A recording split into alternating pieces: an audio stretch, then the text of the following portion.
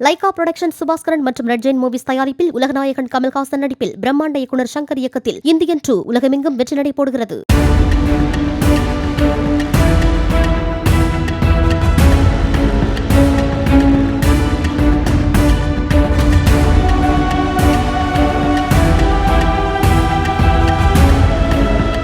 கடலூர் மாவட்டம் திட்டக்குடி அருகே பாம்பு கடித்து 2 வயது ஆண் குழந்தை உயிரிழந்ததாக கூறப்படும் நிலையில் போலீசார் விசாரணை நடத்தி வருகின்றனர். எழுத்தூர் கிராமத்தை சேர்ந்த ஆனந்தன் என்பவரின் குழந்தை விஸ்வாமித்திரன் வீட்டுத் தோட்டத்தில் விளையாடிக் கொண்டிருந்த போது பாம்பு கடித்ததாக கூறப்படுகிறது. மருத்துவமனைக்கு கொண்டு சென்ற போது சிகிச்சை பலனின்றி குழந்தை உயிரிழந்தது.